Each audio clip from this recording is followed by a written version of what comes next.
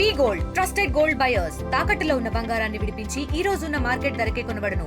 మరిన్ని వివరాలకు సంప్రదించండి 77107720.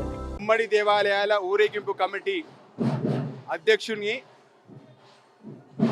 ఉమ్మడి దేవాలయాలంటే హైదరాబాద్కి సంబంధించిన పాత నగరంకి సంబంధించిన వివిధ దేవాలయాలు, ప్రధానంగా 300 దేవాలయాలు ఉంటాయి. ఉమ్మడి దేవాలయ ఊరేగింపు కమిటీ ఊరేగింపు కమిటీ ఆధ్వర్యంలో మొదటి బోనం 26 తారీఖు ఆషాఢ మాసం మొదలైన మొదటి రోజు గోల్కొండ అమ్మవారి జగదాంబ అమ్మవారికి బంగారు బోనం సమర్పించడం జరిగింది. అదే ఆనవాయితీగా రెండవ బోనం బెజవాడ కనకదుర్గమ్మ తల్లికి బంగారు బోనం సమర్పించడం ఇవాళ జరుగుతుంది. ఈ కార్యక్రమానికి దాదాపుగా 500 నుంచి 1000 మంది తెలంగాణ రాష్ట్రం నుంచి ప్రజలు భక్తులు రావడం జరిగింది. అదేవిధంగా మన తెలంగాణ రాష్ట్రం సంబంధించిన కల్చరల్ ట్రూప్స్ కూడా దాదాపు 150 మంది కూడా ఈ కార్యక్రమంలో పాల్గొంటున్నారు. మీరు చూడొచ్చు.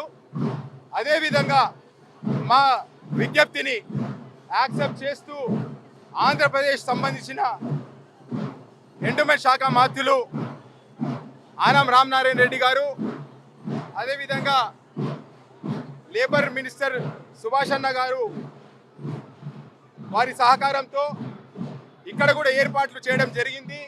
మేము ముఖ్యమంత్రి గారికి చంద్రబాబు నాయుడు గారికి ధన్యవాదాలు తెలుపుతున్నాం.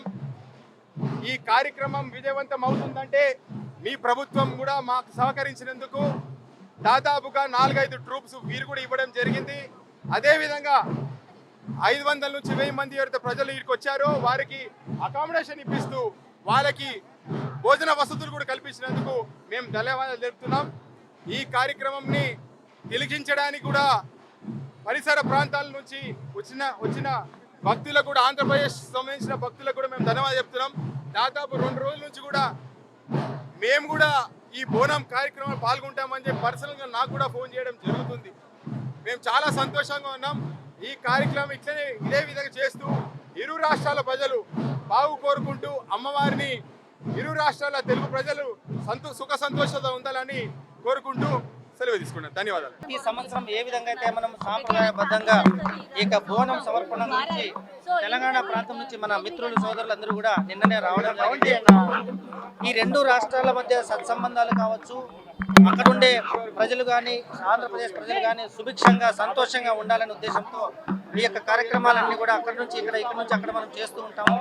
పవిత్ర సారే, అలాగే ఈ యొక్క ఆషాఢ మాసం పవిత్ర సారే సందర్భంగా తెలంగాణ నుంచి బంగారు బోనం తీసుకొని రావడం జరిగింది. ఈరోజు మధ్యాహ్నం 1 గంట ఆ ప్రాంతంలో ఈ యొక్క బోనం తీసుకోవడం జరుగుతుంది. ఏ విధంగా అయితే మనము పూజలు పురస్కారాలు చేసుకొని ప్రారంభిస్తామో ఆ విధంగానే మనం చేసుకోవడం జరుగుతుంది.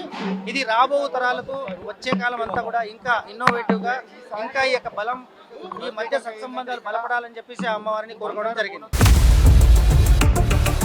ఇండియా పాకిస్తాన్ తాజా అప్డేట్స్ కోసం డౌన్లోడ్ చేసుకోండి RTV లైవ్ యాప్.